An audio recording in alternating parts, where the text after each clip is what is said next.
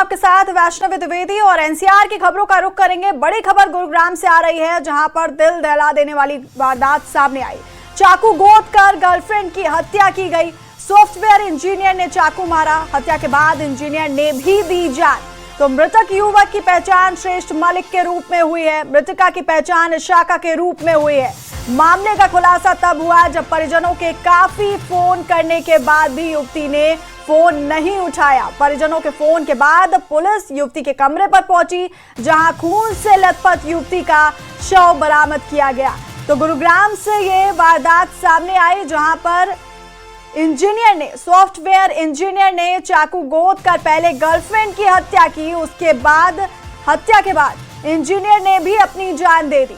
मृतक युवक की पहचान श्रेष्ठ मलिक के रूप में हुई है, वहीं मृतका की पहचान इशाका के रूप में हुई है। और मामला तब सामने आया जब परिजनों के काफी फोन करने के बाद भी युवती फोन नहीं उठा रही थी, जिसके बाद परिजनों ने पुलिस का रुख किया और युवती के कमरे पर जब पुलिस पहुंची तो वहां खून से लथपथ युवती का शव मिला। और आपको बता दें कि आरोपी युवक ने अपनी प्रेमिका को मौत के घाट उतारा। युवक ने चाकुओं से गोद कर अपनी प्रेमिका की हत्या की और प्रेमिका को मारने के बाद प्रेमी ने खुद भी जान दे दी। रेलवे ट्रैक पर जाकर ट्रेन के सामने कूदकर प्रेमी ने आत्महत्या की।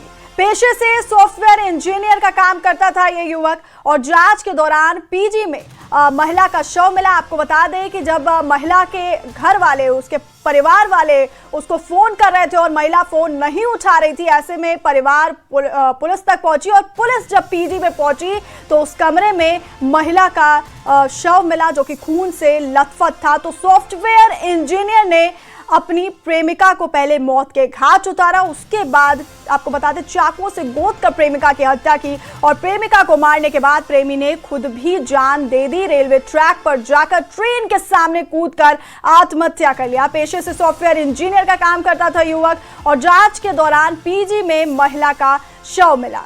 तो बड़ी खबर गुरुग्राम से, जहां पर चाकू गोद कर गर्लफ्रेंड की हत्या कर दी गई।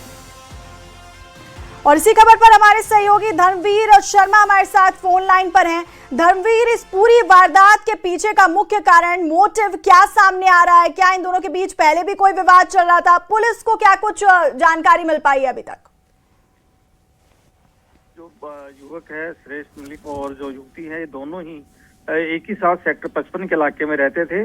बताया जा रहा है कि पहले ये दोनों अलग अलग जगहों पर रहते थे, लेकिन पिछले कुछ दिनों से ये दोनों एक साथ रह रहे थे। युवती जो है ये अपने दोस्त के रूम पर ही रह रही थी, लेकिन इनकी किसी बात पर पहले कहासुनी हुई और उसके बाद चाकुओं से गोद कर इस युवती की हत्या कर दी गई, जिसका नाम इशाका है। और उसके बाद जो युवक है वो यहाँ से फरार हो गया ताला लगा करके।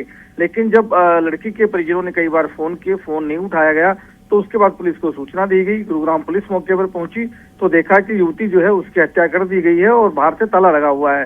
ताला तोड़कर डेड बॉडी को कब्जे में लिया गया और उसके बाद गुरुग्राम पुलिस को सूचना मिली कि गढ़ी अरसरू के पास, यानी कि जिस कमरे में हत्या की गई थी युवती की, उससे करीब 30 किलोमीटर दूर रेलवे ट्रैक पर एक युवक की डेड बॉडी मिली, जिसकी पहचान जो है इस युवती के दोस्त के रूप में ही हुई।